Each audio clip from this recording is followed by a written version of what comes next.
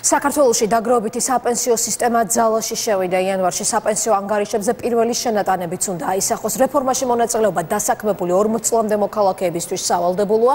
40 წელს ზემოთ კი ნებაყოფლობითი. ყოველთვიურად საპენსიო ანგარიშზე შემოსავლის 2% დასაქმებული, 2-ს დამსაქმებელი, 2-ს კი სახელმწიფო რიცხავს. სისტემის მუშაობაზე პასუხისმგებელი ორგანო კი ახლად შექმნილი საპენსიო სააგენტოა, რომელმაც საქმიანობა უკვე დაიწყო. სააგენტოს საიტზევე ამოქმედდა მთვლელი, რომლის მეშვეობით საპენსიო ასაკის მიღწევის დროს თქვენ სავარაუდო პენსიას წინასწარ გამოითვლით. თბილისი, ყიფშიძის ქუჩა 7B.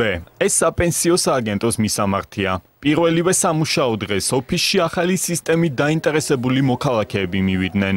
მე ვფიქრობ, რომ ცუდი არაფერი არ არის ამაში, დაიზოგება თანხები და შემდეგში როცა მოგვიწევს ეს ასაკი გამოვიყენებთ. იმედი მაქვს ამ მომენტში და ვნახოთ რა იქნება მომავალში, როგორ იქნება. მოგესალმებით, საპენსიო სააგენტო გისმენთ. ინფორმაციის მიღება შესაძლებელია ცხელი ხაზის მეშვეობითაც. 2-19-76-76. ერთ-ერთი მთავარი კითხვაა, ვისთვისაა სისტემა სავალდებულო? 40 წლამდე სავალდებულო, 40 წელს ზემოთ ნებაყოფლობითი. სისტემა ნებაყოფლობითია მათთვის, ვისაც 2018 წლის 6 აგვისტოსთვის უკვე შეუსრულდა 40 წელი. სისტემის დატოვების უფლება მათ 3 თვის შემდეგ ექნებათ. საპენსიო სააგენტოს ვებგვერდზე რეგისტრაცია ამ ეტაპზე დამსაქმებლებმა უნდა გაიარონ. იმისთვის, რომ ხელფასების გაცემასთან ერთად განხორციელდეს საპენსიო შენატანებიც. 2% დასაქმებულის ხელფას გამოაკლდება. 2%-ს დამსაქმებელი კი სახელმწიფო დაამატებს. მაგალითად, 1000 ლარიან დარიცხულ ხელფასზე თქვენ საპენსიო ანგარიშზე მთლიანობაში 60 ლარი ჩაირიცხება.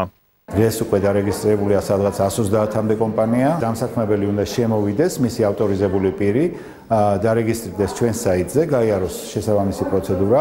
შემდგომ უნდა წარმოგვიდგინოს მარტივი ფორმით ინფორმაცია თავისი დასაქმებულების შესახებ. კანონი ამბობს, რომ ხელფასის გაცემისას დამსაქმებელმა შესაბამისად 2% დარიცხული ხელფასის უნდა გადარიცხოს საპენსიო ფონდში და ასევე თავისი კონტრიბუცია 2%-ია იგივე დარიცხული ხელფასის უნდა გადარიცხოს საპენსიო ფონდში და დღის ბოლოს ჩვენ შესაბამისად სახელმწიფო კონტრიბუციას უკვე გადმოვრიცხავთ სახელმწიფო ხაზინიდან. ჯერ კიდევ დასაკომპლექტებელია საპენსიო სააგენტოს საინვესტიციო საბჭო. სწორედ ის მიიღებს გადაწყვეტილებას ფონდში არსებული თანხების ინვესტირების შესახებ. ამაზეა დამოკიდებული თუ რა სარგებელს მიიღებენ დანაზოგზე მოქალაქეები და საბოლოო ჯამში რამდენად მაღალი იქნება მათი პენსია.